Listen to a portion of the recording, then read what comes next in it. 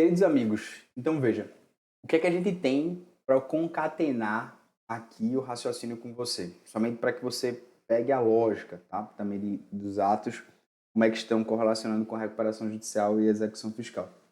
Ou seja, em suma, a execução fiscal ela vai seguir normalmente diante da recuperação judicial, podendo promover as constrições que entenderem necessárias para quitar o crédito exequendo.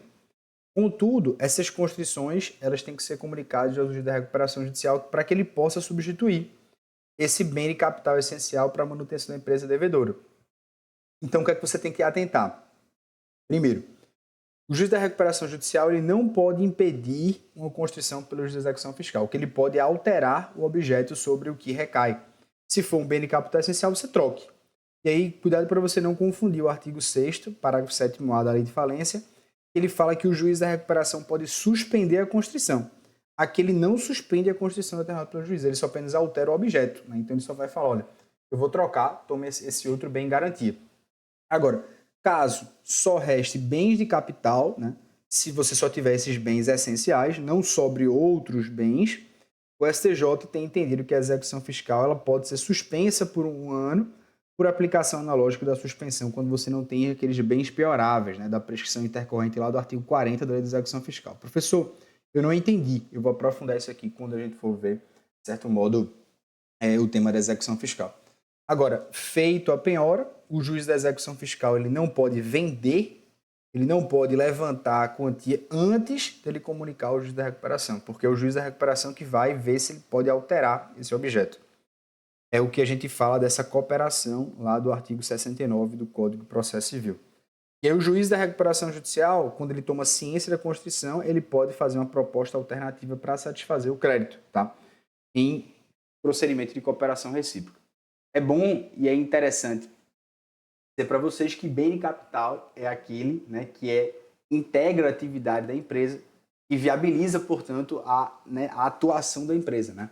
E sempre lembrar também algumas coisas que tocam recuperação judicial, mas somente para fazer ressaltar aqui para você. Os efeitos da recuperação judicial, né? Aquele stay período, aquele período lá que você tem de 180 dias, né? Os efeitos da recuperação judicial, como o stay period, né? Isso é em inglês, ou a novação das dívidas, né, do plano, a necessidade de comunicar as constituições do juiz da recuperação, eles são personalíssimos, né? E eles não se estendem aos seus co-obrigados, que é somente para que você tenha alguma coisa a mais. Ou seja, se você tiver uma solidariedade passiva com o devedor que está em recuperação judicial, se a Constituição recair sobre o bem do co-devedor que não está em recuperação, ele não precisa comunicar ao juiz da recuperação sobre essas questões, né? Então, somente para que você tenha esse cuidado. E aí, por isso, eu deixo aqui para vocês terem esses cuidados ao envolver a recuperação judicial. Professor, vamos retomar aqui sobre a questão das certidões, sobre a questão das autorizações. Eu vou mostrar aqui para vocês algumas decisões do STJ sobre isso, né? A ideia era justamente se você pode, consequentemente, determinar a substituição, e aí, portanto, o STJ ele vai várias vezes. Não existe mais essa divergência. É possível que você determine-se em ato de constrição, o juiz da execução fiscal, e o juiz da recuperação judicial, ele vai ver se esse bem de capital é essencial à manutenção da atividade empresarial. E aí, aqui ele trata, e eu vou deixar mais para vocês se quiser ver os slides, toda uma evolução. É justamente um conflito de competência que você tinha. E aí é interessante porque aqui, né, eu acho bem relevante, porque ele trata, a partir do item 4, sobre toda essa evolução lógica. A partir da vigência da Lei 14.112, com a aplicação dos processos em trâmite, não se pode mais reputar que existe um conflito de competência. Aí ele vai dizer, a submissão ao juiz da recuperação judicial para que ele faça o controle sobre o ato constritivo, ele faz remissão ao dispositivo do parágrafo 7º do artigo 6º, falando do artigo 67. Caso o juiz da execução fiscal não proceda, você não fala em conflito de competência, e ele fala justamente sobre essa ideia. Você tem que comunicar. E aí, tratando para você, pode o juiz da execução fiscal, que era o tema 987. Esse tema 987 ele foi um tema cancelado. Por quê? Porque você teve uma alteração legislativa, né? Ou seja, o juiz da execução fiscal pode determinar a penhora de bens em empresas em recuperação judicial e você teve alterações promovidas pela Lei 14.112. Você tem, de certo modo, aqui, esse dispositivo, e você, quando você teve essa alteração, você fala, rapaz, agora não faz sentido, porque ele fala, ó, decretar a falência e recuperação judicial implica suspensão de prescrição, suspensão da execução fiscal, proibição de qualquer forma de retenção, penhora ou construção de créditos ou obrigações que se sujeitem à recuperação judicial ou falência. Então, veja, a execução fiscal ela não se submete ao efeito da recuperação judicial ou falência, então seria possível você penhorar. Então, ele diz, ó, parágrafo 7º-B, o dispositivo dos incisos 1, 2 e 3, esse aqui, ele é explícito, não se aplica à execução fiscal. Não se aplica. Admitindo, todavia, a competência do juiz da recuperação para determinar a substituição dos atos constitutivos, que recai sobre o bem capital essencial à manutenção, até o encerramento da recuperação judicial, considerando implementamento de cooperação. Então, esse dispositivo aqui, quando ele vem, ele cancela o tema do 987 do STJ que estava para ser decidido. Essa é a lógica. Essa é a lógica. Por isso que agora a gente não fala, o STJ ia decidir, mas depois ele volta atrás e fala, não faz sentido eu decidir. E aí, lembrando os senhores, né? Lei de recuperação judicial e falência, tá? A recuperação judicial, o objetivo dela é viabilizar a superação dessa situação de crise econômica e financeira. Ele quer permitir a manutenção da fonte e também interesse dos credores, promovendo assim essa preservação da empresa, função social e estímulo à atividade econômica. Só que lembra a ideia. A ideia é que você recupere empresas recuperáveis. Você não pode sair à torta e direito querendo recuperar a gente que está fadada à falência. Quando a gente tem o stay período, você tem a suspensão das ações para que você consiga fazer o plano e você tem esse período de 180 dias prorrogáveis por mais uma vez, somente para que você tenha essa lógica. A nova redação, a gente já viu, né, quando ele fala que não se aplica às execuções fiscais, mostrei para vocês que esse cenário ele era posterior, de certo modo, esse cenário aqui é posterior à Lei 14.112, e aí a gente tem, de certo modo, quando a gente tem essa desafetação do tema 987, que a jurisprudência do STJ, ela exigia que você teria que ter ali uma certidão. Ela falava, olha, tudo bem, mas se você quiser promover a execução fiscal, você vai ter que ter uma certidão. Essa certidão, ela é essencial para que você me diga, basicamente, que você vai solicitar a concessão de recuperação judicial. E aí somente para que você faça uma evolução, tá? Como assim, professor? O que é que eu estou querendo dizer aqui para você? E aí, até para fazer essa evolução. Novamente, eu posso mostrar mais um julgado para você, para a gente chegar lá. Veja, nesse julgado aqui, a gente tem a solidificação do julgado, deferimento da recuperação por si só não tem um condão de suspender a execução fiscal, porém a pretensão constitutiva deve ser submetida ao juiz da recuperação, beleza, nenhuma novidade, porque a gente já está macaco velho aqui, a gente já pega esse julgado de 11 de abril de 2023, e ele já demonstra essa ideia. Cabe ao juiz da recuperação ver a análise constitutiva. Então ele começa a olhar para o cancelamento do tema 987 e falar, eu cancelo o tema 987, mas assim deveremos proceder quanto aos demais atos processuais. Beleza? Beleza, show de bola. Então, execução fiscal pode praticar atos constitutivos, mas comunique. Agora vamos lá. Abre aí, por favor, artigo 57 da Lei 11.101 de 2005. No artigo 57, você percebe, e até eu posso voltar para cá. Eu acho que eu posso voltar para cá para ficar até mais fácil mostrar para você. Aqui no artigo 47, ele fala do objetivo da Lei de Recuperação Judicial. Mas eu tenho que ter um cuidado. Eu tenho que olhar para o artigo 47 e ver o artigo 57 também. Porque você tem que preservar a função social da empresa e tudo mais. Só que o artigo 57, ele estabelece que após a juntada aos autos desse plano aprovado, e quando você passa o período sem aprovação, sem a objeção dos credores, ele fala assim, o devedor, eu vou até colocar em outra cor, o devedor apresentará certidões negativas. Ou seja, no fundo, ele fala certidões negativas vide o artigo 151, vide o artigo 205 e vide o artigo 206. Então, essa ideia, ela é basicamente o que está dito no artigo 191A. O artigo 191A, ele vai ser orientado pelo artigo 57. E aí essa é a lógica, tá? Você tem que ter, de certo modo, agora, uma certidão que essa empresa ela não possui dívidas, ou então, se esses créditos não estão vencidos, ou se esses créditos estão com exigibilidade suspensa, ou seja, estão pagos. Tem que fazer isso para promover a recuperação judicial. E essa obrigação, portanto, é essencial para você garantir a execução do plano. E aí, quando a gente teve essa omissão legislativa, a Fazenda Nacional ela teve, de certo modo, ali com a 13.043 de 2014, um parcelamento explícito para que você falasse, olha, eu acrescentei um dispositivo que tem um parcelamento para as empresas em recuperação judicial, para facilitar essas empresas que entram em recuperação judicial aderirem a um parcelamento mais vantajoso. Então, se você tem um parcelamento, você está devendo a Fazenda, você pode parcelar em 60 meses. Se você deve a Fazenda e está em recuperação judicial, você pode parcelar em 120 meses, por exemplo. Estou dando um exemplo para você perceber que é uma coisa mais vantajosa. Tá? Mas mesmo assim o STJ ele começou a fazer meio que uma vista grossa sobre esse dispositivo. E aí a Fazenda Pública foi mostrando, olha, a gente não pode deixar de requerer o artigo 57, requerer a certidão.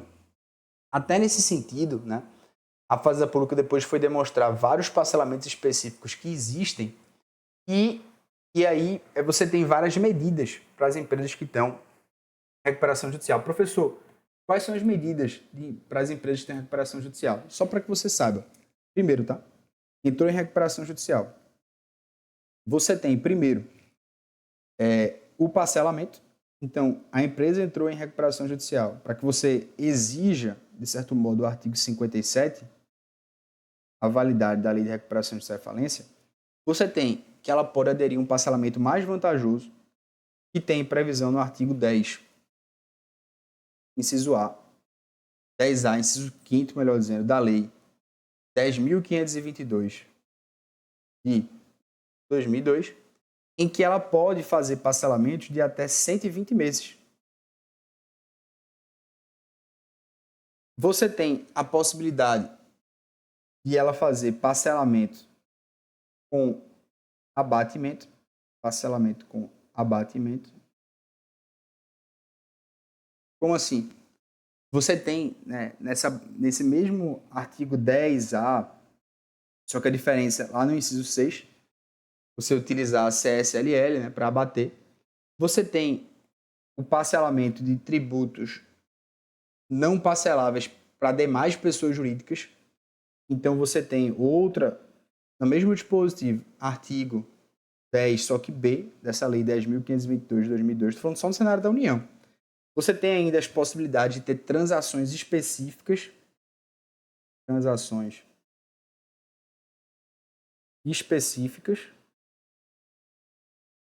Essas transações, elas estão no artigo 10C da lei 10.522 e você ainda tem portarias da PGFN que vão falar sobre isso. Ou seja, você tem as portarias 9.917, portaria 2021, e você tem várias transações, de maneira geral, que podem sair. Tanto a transação geral, da Lei 13.988 de 2020, quanto as transações que vão saindo, às vezes muito por portaria, possibilidade de negócio jurídico processual. Então, você percebe que você dá diversas formas para essa pessoa, quando ela começa uma recuperação judicial, a gente exigir a certidão, porque, novamente, a Fazenda Pública ela não pode negociar o parcelamento, dizer eu escolho receber menos. Não. Mas ela tem essas hipóteses de demonstrar que ela pode receber menos, que ela pode facilitar a vida do cara. Então, diante da Lei 13.043 de 2014, já era possível que ela tinha um parcelamento alto. Mas você teve, depois com a Lei 14.112 de 2020, você ampliou a possibilidade de benefícios. E não tem como você agora validar que você tem uma ausência de providências que o cara tem que tomar, ou seja, você fazer vista grossa o artigo 191A e o artigo 57 da Lei 11.101, em detrimento das alternativas que existem.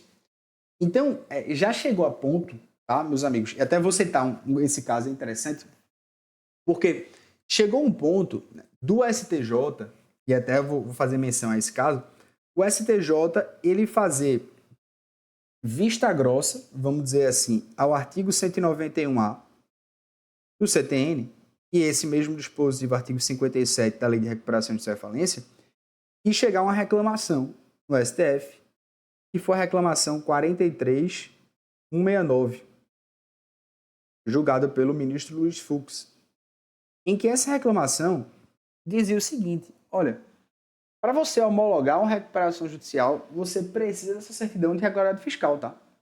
Por quê? Porque se você faz vista grossa a esse dispositivo sem declarar ele inconstitucional, você está ofendendo a súmula vinculante 10 do Supremo. O que é a súmula vinculante 10 do Supremo? Se tem um dispositivo e você não declara a inconstitucionalidade dele, mas você afasta ele, você, no fundo, deveria declarar. Então, o STJ várias vezes estava julgando esses processos, fazendo vista grossa. Então, declara inconstitucional. Diga que esse dispositivo não vale. E aí o Supremo, através dessa reclamação 43169, ela diz, olha, esses dispositivos eles promovem proporcionalidade, promovem uma atividade, de certo modo, que é importante para a Fazenda Nacional, e se você quer fazer a declaração incidental, faça através do plenário, né? Você precisa exigir essa certidão de regularidade fiscal para homologar o plano. Faz parte de um sistema que impõe ao devedor para que, além da negociação que ele tem com credores privados, que é o plano, ele faça a sua regularização com a Fazenda Pública por meio dos parcelamentos que existem junto ao fisco. Então, se consecutariamente ele não regulariza sua situação perante a Fazenda Pública, né? Primeiro que ele vai possibilitar você continuar com o processo de execução fiscal, e seria possível, inclusive, que o Supremo falasse que você fizesse a penhora de qualquer ato constritivo, né? Você continua os atos constritivos, normalmente. Agora, se o cara ele adere a um parcelamento, separa os atos constritivos. Então, você tem justamente essa lógica. Se o cara adere ao parcelamento, não tem mais que fazer atos constritivos. E você obedece ao artigo 57. Então, seria a melhor coisa, né? O cara adere. Agora, quando as empresas, elas, consequentemente, estão em recuperação judicial e elas não têm essa certidão, porque o STJ fez vista grossa, aí você continua a execução fiscal normalmente. Agora, se ela adere, isso aqui parou a execução fiscal. O grande problema é que existem muitas execuções, muitas empresas em recuperação judicial e que não foi exigido o artigo 57 da Lei de Recuperação Judicial e Falência, que não foi exigido o artigo 191A do CTN, e que foi feito vista grossa e isso ofende diretamente a súmula vinculante 10 do Supremo. Porque ela diz que se você quer afastar um dispositivo, você declara ele inconstitucional. E não que você fique, de certo modo, dizendo, né? Você nem diz que ele se aplica, você faz vista grossa, finge que ele não está lá. E aí eu deixo aqui a título de aprofundamento essa reclamação 43169 para que vocês possam ver, tá certo? Eu acho muito interessante, assim. É um julgado que ele é bem impactante. Ele trata sobre esses dispositivos do artigo 191A do CTN. Beleza? Show de bola? Professor, outra coisa que pode ser interessante. Dá uma olhada no artigo 68 da Lei 11.101 de 2005, tá? Dá uma olhada nisso aí. Você tem todas essas possibilidades para que a gente diga hoje que não tem que fazer mais vista grossa, que a gente tem que ter essa opção da recuperação judicial. E aí, prosseguindo, tá? A jurisprudência, no sentido que você deferir, você não implica suspensão, não obstante, cabe deliberar sobre atos constitutivos. E aí você tem que o juiz, estando em termos a documentação do artigo 51, aí ele defere o processamento da recuperação judicial. Ele determina a dispensa se você tiver obedecendo os dispositivos, né? Se você tiver obedecendo os dispositivos, beleza? Aí o artigo 6º é interessante que ele fala que é vedado ao devedor até que aprove o plano de recuperação distribuir lucros e dividendos. Eu acho que isso aqui é bem interessante também, essa vedação de lucros e dividendos, porque senão configura até crime, né? E aí tem essa ideia também de alguns dispositivos relevantes sobre o plano de recuperação, que ele implica novar os créditos, né? Ele implica novar os créditos. E ele fala, a decisão vai ser um título executivo judicial, cabe agravo, decisão que concede recuperação judicial, você vai ter que intimar as fazendas, é importante ter essas intimações, porque senão a fazenda não vai poder saber que as empresas estão em recuperação judicial. E lembrando também sobre essa alienação, né? A regra do artigo 133 do CTN é que quando a empresa ela compra outra, ela vai ser responsável por tudo, né? Então, comprei, vou ter a responsabilidade. Se a pessoa continuar, artigo 133 do CTN, aqui eu estou artigo do Código Tributário Nacional. Então, se você compra a empresa, você vai herdar todo o passivo dela. Isso é bem interessante. Agora, quando você vai para a lei de recuperação, judicial e falência, ele diz o seguinte, ó, se o plano de recuperação judicial aprovado envolver você alienar uma filial, unidade produtiva, o juiz ordenar a sua realização observar o artigo 142. E aqui eu acho que esse dispositivo ele é bem relevante, porque ele fala, olha, se você compra de alguém que está em recuperação judicial e falência, ele está livre de qualquer ônus. E você não vai ter nenhuma sucessão nas obrigações do devedor de qualquer natureza, incluídas, mas não exclusivamente, ambiental, regulatória, administrativa, penal, anticorrupção, tributária e trabalhista. Veja que coisa interessante. Esse dispositivo é da Lei de Recuperação Judicial e Falência. Esse dispositivo é do Código Tributário Nacional. Se uma pessoa compra uma empresa da outra e, de certo modo, você vai responder integralmente se a pessoa deixa de trabalhar ou você vai responder de maneira subsidiária se a pessoa continuar até dentro de 6 meses, enfim. E aí, veja, isso aqui é a regra geral. Nós temos exceções. Você não vai ter responsabilidade tributária se você comprar de uma empresa que está em processo de falência ou em processo de recuperação judicial. Isso aqui é o que eu quero que você saiba. Ou seja, você percebe, pela leitura do 133 e pela leitura também do dispositivo de recuperação judicial e falência, que a lei ela cria uma forma para facilitar que as pessoas comprem das empresas que têm a recuperação judicial e falência. Imagina, você vai comprar de uma empresa da recuperação judicial e falência, você herda tudo para trás. Fala, meu irmão, não vou comprar. Por quê? Porque eu vou levar um bocado de coisa passiva que eu nem sei que existe. Então, ela cria, de certo modo, uma sistematização, uma facilitação para que isso possa acontecer. Beleza? Show de bola? Professor, para ficar de maneira mais completa, para mim, só uma concatenação de temas do STJ, vou fazer 5 aqui, pelo menos, para vocês. Tá aqui, 1, 2, 3, 4, 5, para que você fique de olho envolvendo recuperação judicial. Como assim, professor? Somente para que, enfim, né, eu consiga trabalhar de maneira mais concatenada contigo. O tema 885, esse tema, ele vai dizer que a recuperação judicial não impede o prosseguimento. A recuperação judicial do devedor principal não impede que você prossiga nem induz a suspensão de extinção contra terceiros devedores solidários, não se aplica a suspensão.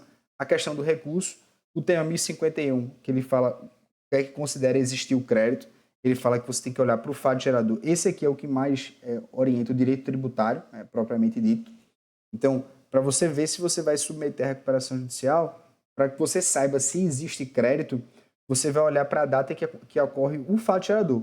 Você não tem que olhar para a data em que foi lançado esse crédito, não, tá? Ah, o lançamento não. Não é quando constitui o crédito, é quando acontece o fato gerador.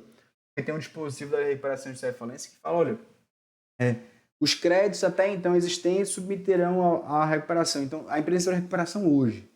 Aí você vai olhar, bom, todos os créditos até hoje, eles entram na recuperação. Se forem depois, constituídos depois, sei lá, eles não entram. Eles são, sei lá, extraconcursais, se for na falência mesmo. E aí, veja, onde é que eu estou querendo chegar? Como é que você interpreta isso? A STJ fala, olha, para fim de submissão, se ele está no plano ou não, eu tenho que olhar para a data em que houve o fato gerador e não quando foi lançado.